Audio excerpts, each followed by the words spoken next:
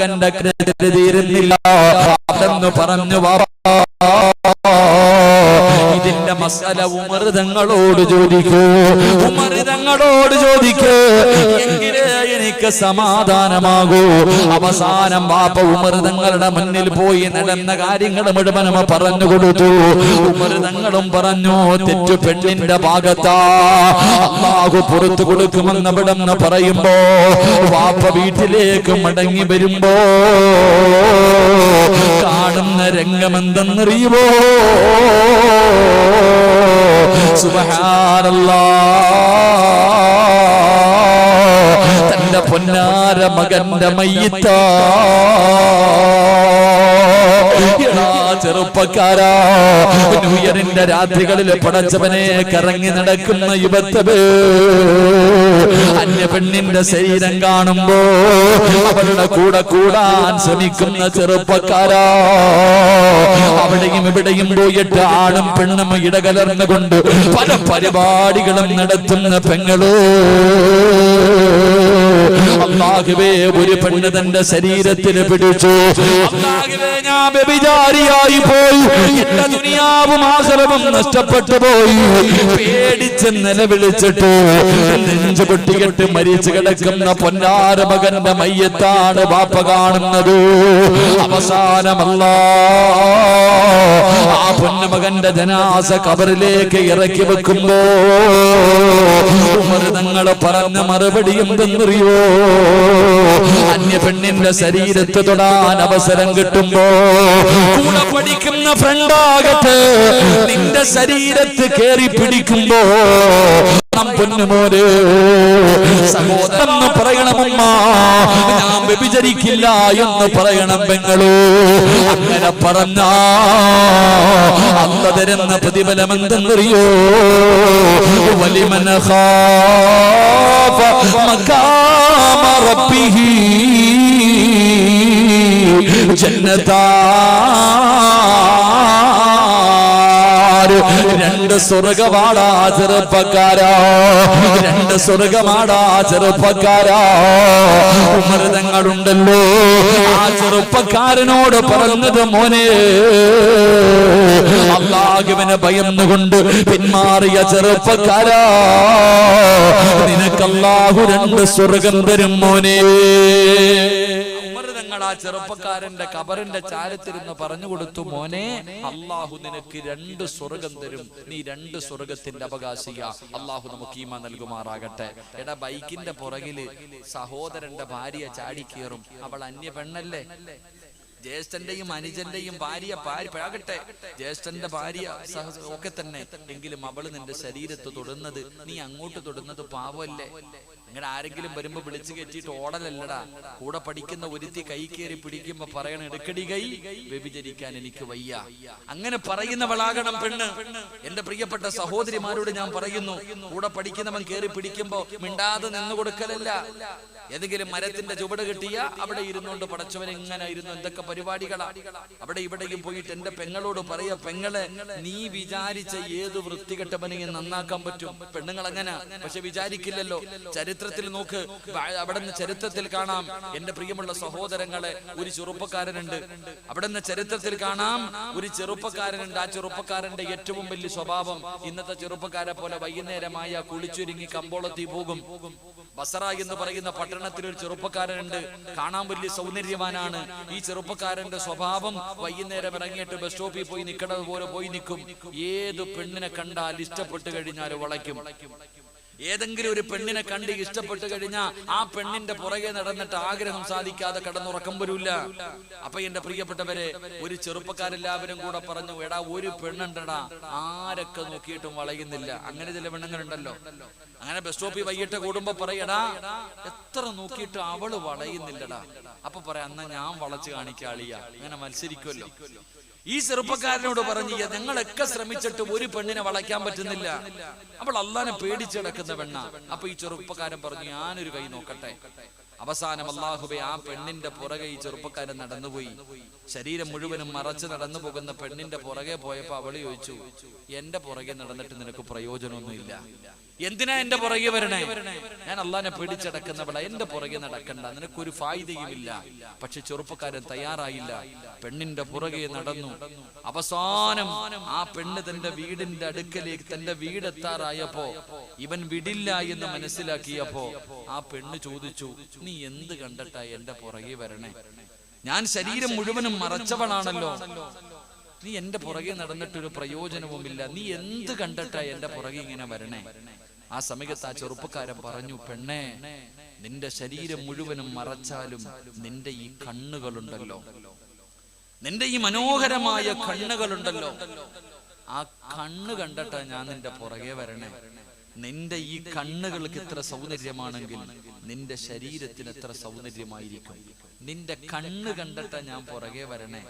ആ പെണ്ണ് ചോദിച്ചു, നിനക്ക് മരിക്കണ്ടേടാ, അള്ളാനെ ഓർമ്മയില്ലേടാ, അള്ളാടെ മുന്നിൽ പോയി നിക്കണ്ടേടാ, നീ എന്റെ കണ്ണ് നിനക്ക് അത്രയും ഇഷ്ടമാണോ? അതേ പെണ്ണെ, എങ്കിൽ ഇവിടെ ഇരിക്ക്. പെണ്ണ് പറഞ്ഞു, നീ ഇവിടെ ഇരിക്ക്, ഞാൻ നിനക്കൊരു സമ്മാനം കൊടുത്തുവിടാം. അള്ളാഹുവിനെ പേടിച്ച് നടക്കുന്ന പെണ്ണ് വീടിന്റെ അകത്തേക്ക് നിലവിളിച്ചു കൊണ്ടോടി. തന്റെ വീടിന്റെ അകത്ത് പോയിട്ട് നെഞ്ചു പൊട്ടിയിട്ട് കരയുകയാ, അള്ളാഹുവേ, ഞാൻ കാരണം, എന്റെ കണ്ണ് കാരണം ഒരു ചെറുപ്പക്കാരൻ പാപം ചെയ്തല്ലോ അല്ലാ, എന്റെ കണ്ണ് കാരണം ഒരു ചെറുപ്പക്കാരൻ പാപം ചെയ്തല്ലോ അല്ലാ, അന്യ പുരുഷൻ എന്റെ കണ്ണ് കണ്ടല്ലോ അല്ലാ, ഇഷ്ടപ്പെട്ടു പോയല്ലോ അല്ലാ. അള്ളാഹുവേ, അവിടുന്ന് ചരിത്രം പറയുന്നു, ഒരു കത്തി എടുത്തിട്ട് 2 കണ്ണിന്റെ കൃഷ്ണമണികൾ ചൂടുന്നങ്ങെടുത്തു. ഒരു കത്തിയെടുത്ത് 2 കണ്ണിന്റെ കൃഷ്ണമണികളും ചൂടുന്നെടുത്ത് ഒരു തുണിയിൽ പൊതിഞ്ഞു. വീട്ടിലെ വേലക്കാരിയെ വിളിച്ചിട്ട് പറഞ്ഞു, ഇന്ന സ്ഥലത്ത് ഒരുത്തൻ ഇരിപ്പുണ്ട്, ഇത് കണ്ടിട്ട് വന്നതാ, കൊണ്ടുകൊടുത്തേക്കാൻ. ചെറുപ്പക്കാരൻ പെണ്ണ് കൊടുത്തു വിടുന്ന സമ്മാന പൊതിയും കാത്തിരിക്കുമ്പോ വീട്ടിലെ ജോലിക്കാരിയായ പെണ്ണ് കൊണ്ട് കൊടുത്തിട്ട് പറഞ്ഞു, ഇത് കണ്ടിട്ടല്ലേ നീ പുറകെ വന്ന, ഇന്നാ വെച്ചോ. ചെറുപ്പക്കാരൻ തുറന്നു നോക്കുമ്പോ രക്തത്തിൽ കലർന്നിരിക്കുന്ന 2 കൃഷ്ണമണികൾ. ചെറുപ്പക്കാരൻ അവിടെ നിന്ന് നിലവിളിച്ചുകൊണ്ട് തന്റെ വീട്ടിലേക്ക് ഓടി. കിടന്നിട്ട് ഉറക്കം വരുന്നില്ല, ഭക്ഷണം കഴിക്കാൻ പറ്റുന്നില്ല, മനസ്സിന് സമാധാനമില്ല. അവസാനം അവിടെ നിന്ന് ആ പെണ്ണിനോട് പൊരുത്തം ചോദിക്കാൻ വേണ്ടി ആ ചെറുപ്പക്കാരൻ തന്റെ വീട് വിട്ട് പെണ്ണിന്റെ വീട് ലക്ഷ്യമാക്കി അവിടെ നിന്ന് നടന്നു. പെണ്ണിന്റെ വീടിന്റെ മുന്നിലേക്ക് ചെല്ലുമ്പോ സുബ്ഹാനല്ലാഹ്, കാണുന്ന കാഴ്ച ആ പെണ്ണിന്റെ മയ്യത്തിങ്ങനെ വെള്ള തുണിയിൽ പൊതിഞ്ഞുകൊണ്ട് പോകുന്ന രംഗവാ. അല്ലാഹുവേ, കണ്ണിന്റെ കൃഷ്ണമണികൾ എടുത്തു കഴിഞ്ഞു. അങ്ങനെ അവിടെ കിടന്ന് രക്തം വാർന്നു ആ പെണ്ണ് മരിച്ചുപോയി. ആ പെണ്ണിന്റെ മയ്യത്തിങ്ങനെ കൊണ്ടുപോകുന്ന രംഗമാണ് ചെറുപ്പക്കാരൻ കാണുന്നത്. അവന്റെ ഹൃദയത്തിന്റെ അകത്ത് ഇടിത്തീ പോലെ ആ പെണ്ണ് ചോദിച്ച ചോദ്യം, അള്ളാനെ പേടിയില്ലേടാ, മരിക്കണ്ടേടാ, മരിക്കണ്ടേടാ. എന്റെ പ്രിയപ്പെട്ടവരെ, ആ ഒരൊറ്റ ചോദ്യം ആ ചെറുപ്പക്കാരന് നന്നാക്കി. ആ ചെറുപ്പക്കാരൻ ആരെന്നറിയുമോ? ലോകമറിയുന്ന പണ്ഡിതനായി പിൽക്കാലത്ത് മാറിയെന്ന ചരിത്രം പഠിപ്പിക്കുന്നു. അതുകൊണ്ട് സഹോദരങ്ങളെ, സഹോദരിമാരെ, തെറ്റുകൾ, അവസരങ്ങൾ കിട്ടുമ്പോൾ ആ അവസരങ്ങൾ മുതലാക്കലല്ല, അള്ളാഹുവിനെ പേടിച്ചു പിന്തിരിയലാ വേണ്ടത്. അവിടെ അള്ളാഹുവിനെ ഭയന്നുകൊണ്ട് അതിൽ നിന്ന് പിന്മാറലാ വേണ്ടത്. അതുകൊണ്ട് എന്റെ ചെറുപ്പക്കാരോട്, സഹോദരങ്ങളോട്, ഇതൊക്കെ തെറ്റാണെന്ന് എനിക്കും അറിയാം, നിങ്ങൾക്കും അറിയാം, എല്ലാവർക്കും അറിയാം ഇത് പാപമാണെന്ന്. എന്നിട്ടും ചെയ്യണില്ലേ? നിങ്ങൾ ആലോചിച്ച് നോക്കിയേ, ഏറ്റവും വലിയ ഗതികേട് എന്തെന്നറിയോ? എടാ, നമ്മൾ എന്തെങ്കിലും തെറ്റ് ചെയ്തുകൊണ്ടിരിക്കുമ്പോ ആരെങ്കിലും, ഇപ്പം പാർക്കിലോ ബീച്ചിലോ എവിടെയെങ്കിലും കൊടക്കീടിലിരുന്നിട്ട് ഒരാണും പെണ്ണും എന്തെങ്കിലും ചെയ്തുകൊണ്ടിരിക്കുമ്പോ അവിടെ ജോലിക്ക് നിൽക്കുന്ന ഒരുത്തൻ നടന്നു വന്നാൽ മതി, പെട്ടെന്ന് മാറും. നമ്മൾ എന്തെങ്കിലും ഒരു തെറ്റ് ചെയ്തുകൊണ്ടിരിക്കുന്ന സമയത്ത് ഒരാള് നടന്നു വന്ന അപ്പൊ തന്നെ ആള് വരുന്നു എന്ന് പറഞ്ഞ് പേടിച്ച് നമ്മൾ മാറും. എന്നാ നീ ചിന്തിച്ചു നോക്ക്, കേവലം ഒരു മനുഷ്യൻ വന്നപ്പോ നീ പേടിച്ചു മാറി. അല്ല കാണുന്നുണ്ടല്ലോടാ ഇതൊക്കെ. പടച്ചവനിതെല്ലാം കണ്ടോണ്ടിരിക്കല്ലേ? എടാ, അവന് കൊടുത്ത വില പോലും നീ അള്ളാഹ്ക്ക് കൊടുത്തില്ലല്ലോ. കേവലം ഒരു 2 മനസ്സ്, ഒരു 2 കാലുള്ള ജോലിക്ക് നിൽക്കുന്ന, പാർക്കിലും ബീച്ചിലും ജോലിക്ക് നിൽക്കുന്ന ഒരു സ്റ്റാഫിന് കൊടുത്ത വില പോലും നിന്നെ പടച്ച അള്ളാഹ്ക്ക് നീ കൊടുത്തില്ലല്ലോടാ. ആലോചിച്ച് നോക്കിയേ, രക്ഷപ്പെടുമ്പോ നമുക്കെല്ലാവർക്കും അറിയാം ഇത് പാപമാണെന്ന്. എന്നിട്ടും എന്തേ ചെയ്യണേ? നന്നാകാൻ പറ്റണില്ല. ഏത് ചെറുപ്പക്കാരന്റെ മൊബൈൽ എടുത്തു നോക്കിയാലും വഴല്, ഏത് പെണ്ണിന്റെ മൊബൈൽ എടുത്തു നോക്കിയാലും വഴല്. മരണവും ഖബറും പരലോകവും മഹ്ശറയും എല്ലാത്തിന്റെ മൊബൈലിലും ഉണ്ട്. എന്നിട്ട് എന്റെ നന്നാകാത്ത? തലം മറച്ചിട്ടുണ്ടോ വഴലിന്റെ സദസ്യം വന്നിരിക്കുന്ന പെണ്ണുങ്ങൾ? അപ്പുറത്തിരിക്കണ പെണ്ണുങ്ങള് എത്ര എണ്ണം തലമറച്ചിട്ടുണ്ടാകും. നിങ്ങൾ പോയി ഒന്ന് ആലോചിക്കുക. ഈ ഇരിക്കണ ചെറുപ്പക്കാർക്കറിയാം, എടാ മുടി പടി വെട്ടുന്നത് പോലെ വെട്ടിയ മലക്ക് ശപിക്കൂന്നറിയാത്ത ആരാ ഉള്ള നിങ്ങൾ ചിന്തിക്ക്. ഇതൊക്കെ എല്ലാവർക്കും അറിയാം, എന്നിട്ടും പാപം ചെയ്യുന്നു, നന്നാകാൻ പറ്റുന്നില്ല. കാരണമെന്തേ ഉസ്താദെ? കാരണമെന്തേ? എത്ര നന്മ കേട്ടിട്ടും എനിക്കും നിങ്ങൾക്കും നന്നാകാൻ പറ്റുന്നില്ല. അതിനൊരു കാരണമുണ്ട്. പൗരത്വ ബില്ല് കടന്നു വന്നു, എന്തേ കാരണം? അവന്മാരെ കുറ്റം പറയണ്ട. ഖുർആൻ പറഞ്ഞു ലഹറൽ ഫസാദു ഫിൽ ബർരി വൽ ബഹർ. പരിശുദ്ധമായി ഖുർആൻ പറയുന്നുണ്ട്, നമ്മുടെ കയ്യിലിരിപ്പ് നേരെയാകാത്തത് കൊണ്ടാ ഇതൊക്കെ ഉണ്ടായേ, അല്ലാതെ അവരെ കുറ്റം പറയണ്ട. നമ്മുടെ കയ്യിലിരിപ്പ് ശരിയാകാത്തത് കൊണ്ടാ. എടാ, തിന്നുന്നത് ഹറാം, നീ നിന്റെ വ്യഭിചാരം ഒന്ന് നിർത്ത്, നീ നിന്റെ പലിശ തീറ്റി ഒന്ന് നിർത്ത്, നീ നിന്റെ കഞ്ചാവടി ഒന്ന് നിർത്ത്, നീ ഒന്ന് പള്ളി കയറിയിട്ട് നിസ്കരിക്കടാ. ഒരുത്തനും നിന്നെ പേടിപ്പിക്കാൻ വരില്ല. ഇതെല്ലാവർക്കും അറിയാം. ഇപ്പോ എല്ലാ ശത്രുക്കളും ഒറ്റക്കെട്ടായിട്ട് മുസ്ലിം ഉമ്മത്തിന് എതിരെ തിരിഞ്ഞിരിക്കുക. ഇപ്പോഴും ഒരുമിപ്പിക്കാത്തവന്മാരുണ്ട്, ഇപ്പോഴും അതിനിടയിൽ കൂടെ നടക്കാം. എന്റെ പ്രിയപ്പെട്ടവരെ, എന്തേ കാരണം? ഒരൊറ്റ ചരിത്രം ഞാൻ പറയാം, നിർത്താം. ഒരേ ഒരു ചരിത്രം ഞാൻ പറയാം. ഇമാം റാസി തങ്ങൾ തന്റെ തഫ്സീറിൽ ഒരു ചരിത്രം പറയുന്നുണ്ട്.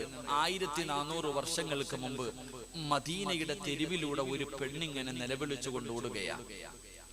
എത്ര നന്മ കേട്ടാലും നന്നാകാൻ തോന്നാത്ത എല്ലാ എണ്ണം കേട്ടോ, ആണായാലും പെണ്ണാണെങ്കിലും. എന്റെ പ്രിയമുള്ളവരെ, ഈ ചരിത്രം നിനക്കൊരു പാഠമാണ്. നീ തന്നെ ചോദിക്കുന്നല്ലോ, എത്ര വാഴ്ച കേട്ടിട്ടും നന്നാകാൻ പറ്റുന്നില്ല. അതിന്റെ കാരണമാണ് പറയുന്നത്. ഇമാം റാസി തങ്ങൾ തന്റെ തഫ്സീറിൽ ഒരു ചരിത്രം പറയുകയാ.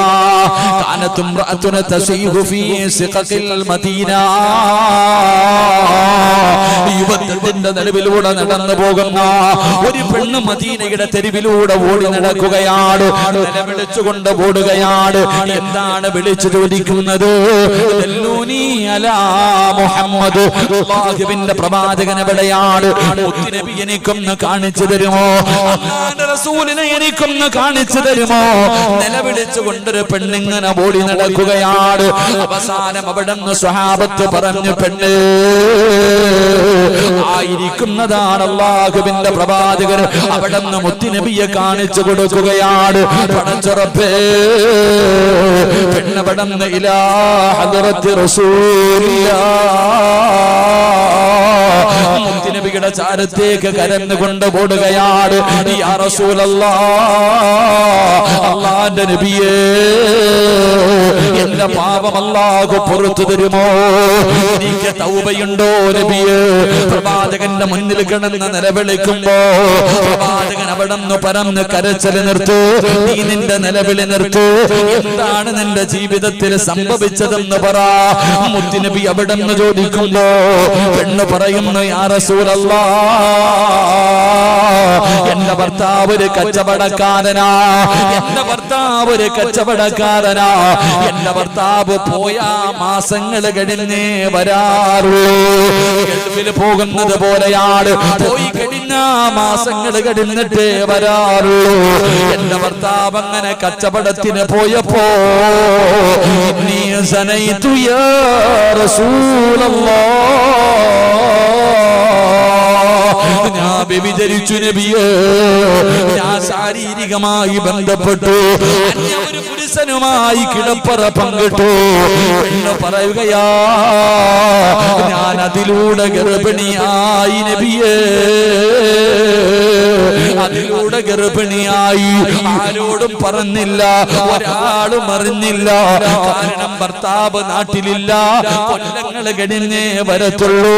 അത് മാത്രമല്ല, കുടുംബത്തിലും പരിസരത്തും വേറെ ആരുമില്ല. ആരും അറിയാതെ തന്റെ വയറ്റിൽ ചുമന്നുകൊണ്ട് നടന്നു. 9.5 മാസം കഴിഞ്ഞു നബിയേ, അവിടെ നിന്ന് ഞാനൊരു കുഞ്ഞിനെ പ്രസവിച്ചു നബിയേ. അവിടെ നിന്ന് ഒരാൺകുഞ്ഞിന് ജന്മം കൊടുക്കുകയാ. അവിടെ നിന്ന് ഒരാൺകുഞ്ഞിനെ പ്രസവിച്ചു. പ്രസവം കഴിഞ്ഞപ്പോ എന്ത് ചെയ്തെന്നറിയോ? പെണ്ണിന്റെ എന്നിട്ട് അതാ കുഞ്ഞിന്റെ കഴുത്തു ഞെരിച്ചങ്ങു കൊല്ലുകയാ. അവിടുന്ന് കഴുത്തു ഞെരിച്ചങ്ങു കൊന്നുകളഞ്ഞു. 9.5 മാസക്കാലം ഗർഭം ചുമന്നു. മരണവേദനയുടെ വേദനയിൽ നിന്നു പ്രസവിച്ചു. തന്റെ പൊന്നാര മകന്റെ കഴുത്തു ഞെരിച്ചു കൊന്നുകളഞ്ഞു. മയ്യത്തെന്ത് ചെയ്തെന്നറിയുമോ ചെറുപ്പക്കാരാ? പടച്ചവനെ, ഈ പെണ്ണിനൊരു ജോലി ഉണ്ടായിരുന്നു. അവിടുന്ന് സുറുക്ക കച്ചവടം നടത്തുന്ന പെണ്ണായിരുന്നു. സുറുക്കയുടെ കച്ചവടം നടത്തുന്ന പെണ്ണാ. അല്ലാഹുവേ,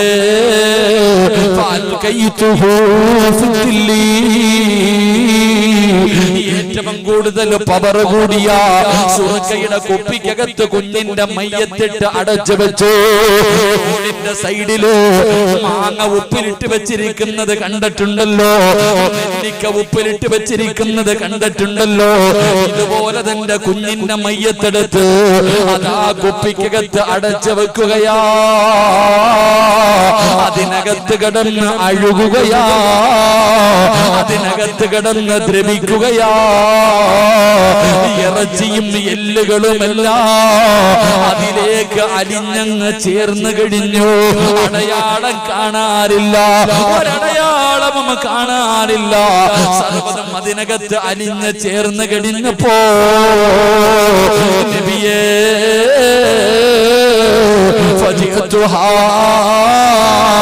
ജനങ്ങൾക്ക് കുടിക്കാൻ കൊടുത്തു. ജനങ്ങൾക്ക് കുടിക്കാൻ കൊടുത്തിട്ട് പൈസ വാങ്ങി അവിടുന്ന് കച്ചവടം നടത്തി. നബിയേ, മുത്തുനബി കരയുകയാ. കൈകാലുകൾ വിറയ്ക്കാൻ തുടങ്ങി. മുത്തുനബിയുടെ താടിരോമത്തിലൂടെ കണ്ണുനീരിങ്ങനെ ഒഴുകുകയാണ്. ഒരു പെണ്ണ് മുത്തുനബിയുടെ മുന്നിൽ വന്നിട്ട് പറഞ്ഞു, നബിയെ, എന്റെ ഭർത്താവ് കച്ചവടത്തിന് പോയ സമയത്ത് ഞാൻ വ്യഭിചരിച്ചു. ആ വ്യഭിചാരത്തിലൂടെ ഞാൻ ഗർഭിണിയായി. ഹോസ്പിറ്റലിൽ കൊണ്ടുപോയിട്ട് കലയ്ക്കൊന്നുമില്ല. ഉമ്മായും മോളും കൂടെ, ഭർത്താവ് ഗൾഫില് ഉമ്മായും മോളും കൂടെ പോയിട്ട് കലക്കൽ. അങ്ങനെ ഞാൻ മംഗലാപുരത്തൊന്നും കലക്കാനൊന്നും പോയില്ല. ഈ പെണ്ണ് വയറ്റിൽ ചുമന്നുകൊണ്ട് തന്നെ നടന്നു. 9.5 മാസം കഴിഞ്ഞു, പ്രസവിച്ചു. കഴുത്ത് ഞെരിച്ചു കുഞ്ഞിനെ അങ്ങോട്ട് കൊന്നിട്ട് സുറുക്കയുടെ ഭരണിക്കകത്ത് ഉപ്പിലിടാൻ വെച്ചു. അതിനകത്ത് കടന്ന് ഇറച്ചിയും എല്ലുകളും എല്ലാം അതിനകത്തേക്ക് അലിഞ്ഞ് ചേർന്ന് കഴിഞ്ഞു. ഒന്നും കാണുന്നില്ല, ജ്യൂസ് പോലെയായി. ഉടനെ തന്റെ വീട്ടിൽ വന്നവർക്കൊക്കെ അങ്ങോട്ട് വിളമ്പി അങ്ങോട്ട് കൊടുത്തു. പൈസക്ക് വിറ്റു. അള്ളാന്റെ റസൂൽ സല്ലല്ലാഹു അലൈഹി വസല്ലം തങ്ങൾ കരയാ, പടച്ചോനെ, ഇങ്ങനെ ആകാൻ പറ്റൊരു പെണ്ണിന്? 18 വയസ്സ്, 18 കൊല്ലം പോറ്റി വളർത്തിയ മോള് കോടതി വെച്ചിട്ട് ജഡ്ജി ചോദിച്ചു, പാപ്പാനെ വേണോ കാമുകനെ വേണോ? കാമുകനെ മതി. ഉമ്മ കാലി പിടിച്ചിട്ട് കരയാ, മോളെ പോകല്ലേടി, നിന്നെ പെറ്റു വളർത്തിയത് ഞാൻ, പോകളവി ഇറങ്ങി പോവാ, എന്നെ ആർക്ക് വേണം? പെറ്റ തള്ളയെ കളഞ്ഞിട്ട് മോള് പോയി. എടാ, സ്വന്തം പാപ്പാനെ തല്ലുന്നു, സ്വന്തം ഉമ്മാനെ ചീത്ത വിളിക്കുന്നു. എന്റെ മക്കൾ ഇങ്ങനെ ആകാനുള്ള കാരണം എന്താ? കാരണമാ ഞാൻ പറയുന്നേ. മഹാനായി റസൂലുള്ളാഹി സ്വല്ലല്ലാഹു അലൈഹി വസല്ലമ തങ്ങള് ഈ പെണ്ണിനോട് ചോദിച്ചു, നീ ഇങ്ങനെ ആകാനുള്ള കാരണം എന്തെന്നറിയുമോ? നിന്റെ ഹൃദയം ഇത്രയും കരിങ്കല്ല് പോലെയാകാനുള്ള കാരണം നീ അസർ നിസ്കരിക്കാത്ത പെണ്ണായില്ലേ? ഇത്ര ചോദിച്ചത്. നീ അസർ നിസ്കരിക്കാറില്ലേ? ഞാൻ നിങ്ങളോട് ചോദിക്കാം, എടാ, എത്ര നന്മ കേട്ടിട്ടും ഹൃദയത്തിൽ കേറാത്തവനെ, നീ അസർ നിസ്കരിക്കാറുണ്ടോ? അസർ നിസ്കരിക്കാത്തവന്റെ ഹൃദയം കഠിനമായി പോകും. അള്ളാഹു കാത്തിരക്ഷിക്കുമാറാകട്ടെ. ഉറക്കപ്പറ, അള്ളാഹു കാത്തിരക്ഷിക്കുമാറാകട്ടെ. അള്ളാഹു നമുക്ക് ഈമാൻ നൽകുമാറാകട്ടെ. അതുകൊണ്ട് എന്റെ പ്രിയപ്പെട്ട സഹോദരങ്ങളോട് പറയുകയാ, റബീഅത്ത് ബിൻ ഹുസൈം എന്ന് പറയുന്ന ചെറുപ്പക്കാരന് ഉണ്ടായിരുന്ന ഒന്നാമത്തെ ഗുണം, ഹറാമ് കാണുന്നതിനെ തൊട്ട് കണ്ണിനെ സൂക്ഷിച്ച ചെറുപ്പക്കാരനായിരുന്നു. അതുകൊണ്ടാണ് ആ ചെറുപ്പക്കാരനെ മുത്തുനബി സ്നേഹിക്കുമെന്ന് അനസ് തങ്ങൾ പറഞ്ഞത്. ആ ഒരു നല്ല ഗുണം ജീവിതത്തിൽ ഇന്നു മുതൽ ഹയാത്താക്കാൻ അള്ളാഹു നമുക്ക് ഭാഗ്യം നൽകുമാറാകട്ടെ. ഉറക്കപ്പറ, അള്ളാഹു ഭാഗ്യം തരുമാറാകട്ടെ. അപ്പൊ ഇൻഷാ അല്ലാഹ് 2020 ഒന്നാമത്തെ രാത്രി ഒരു നല്ല നിയ്യത്തെടുക്കും. ഉസ്താദേ, ഇന്നു മുതൽ സെക്സ് കാണൂല, ഇന്ന് മുതൽ വൃത്തികേടുകൾ കാണൂല, എന്റെ കഴിവിന്റെ പരമാവധി ഞാൻ ഹറാമ് കാണുന്നതിനെ തൊട്ട് എന്റെ കണ്ണിനെ ഞാൻ സൂക്ഷിക്കും. ഇനി എന്തെങ്കിലും കണ്ടുപോയാൽ ഞാൻ അള്ളാഹുവിനോട് പശ്ചാത്തപിച്ചു മടങ്ങും. അള്ളാഹു നമുക്ക് ഭാഗ്യം തരുമാറാകട്ടെ. നിയ്യത്ത് ചെയ്യുന്നവരൊക്കെ ഒന്ന് കൈവക്കിക്കും. ഇന്ന് മുതൽ ഇൻഷാ അല്ലാഹ് ഇൻഷാ അല്ലാഹ്.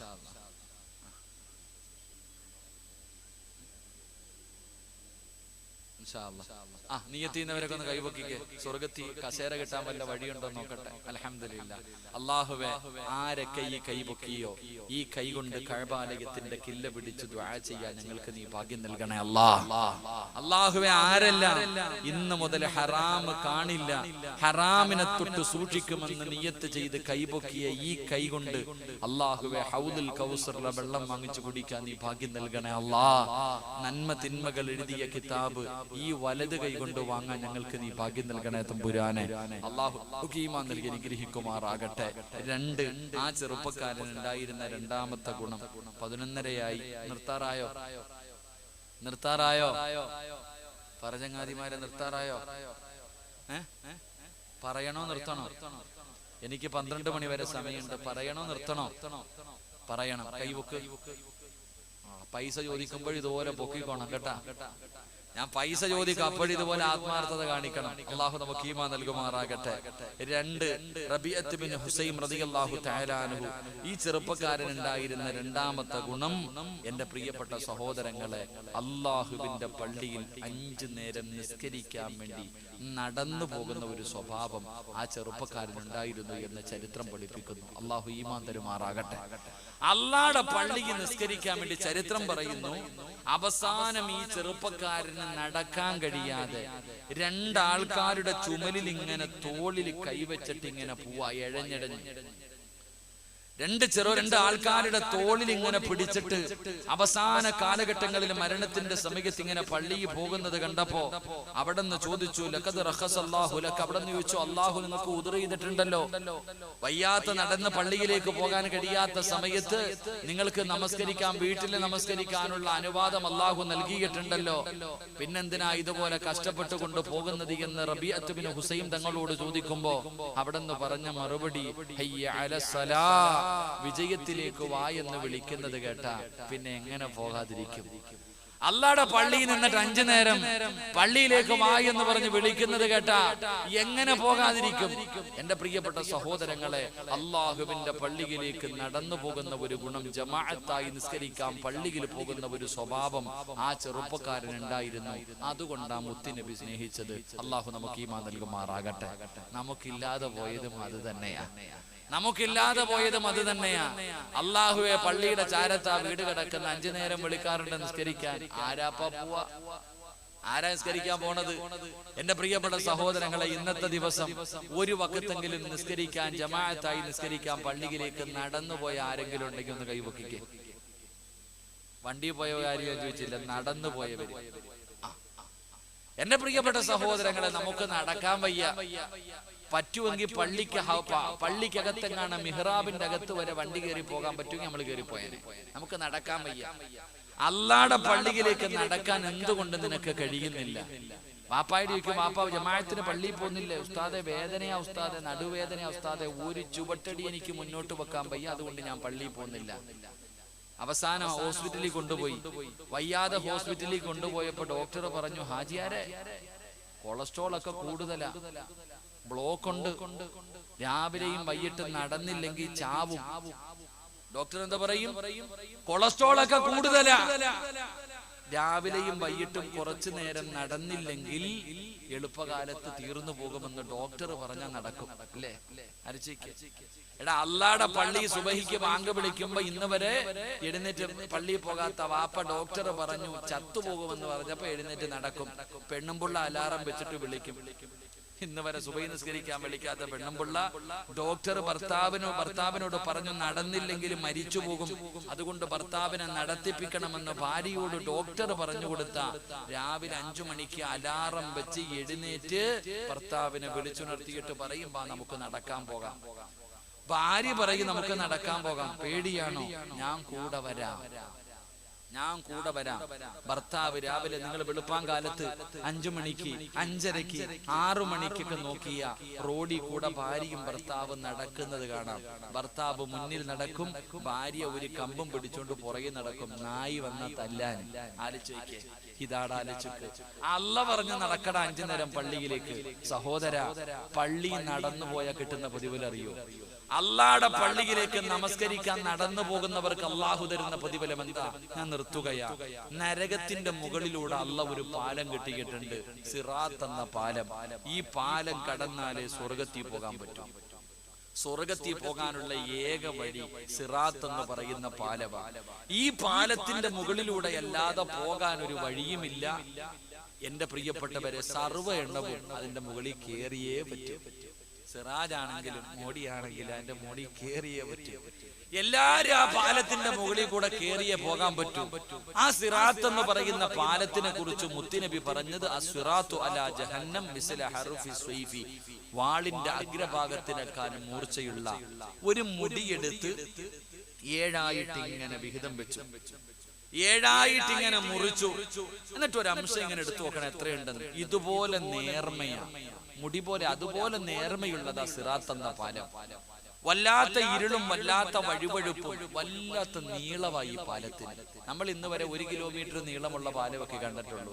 ഈ സിറാത്ത് എന്ന് പറയുന്ന പാലത്തിന് 50,000 കൊല്ലം കയറ്റം ഇറക്കം നിരപ്പ്, അങ്ങനെ കയറ്റം നിരപ്പ് ഇറക്കം 50,000 കൊല്ലം 70,000 കൊല്ലം എന്നൊക്കെ ചരിത്രം പറയുന്നു.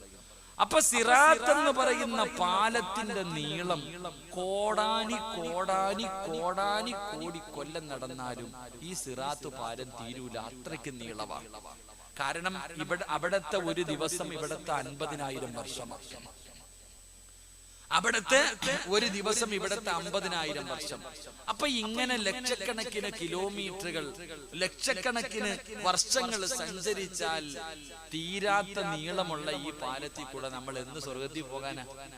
അപ്പൊ സ്വഹാബത്ത് അവിടെ നിന്ന് ചോദിച്ചപ്പോ മുത്തുനബി അവിടെ നിന്ന് പറയുന്നുണ്ട്, ചില ആൾക്കാര് ഒരു ചുവട്ടടി വെക്കുമ്പോ കോടിക്കണക്കിന് വർഷം സഞ്ചരിക്കുന്ന ദൂരം ഒറ്റ ചുവട്ടടി, ഒരു കാലെടുത്ത് വെച്ചാൽ മതി.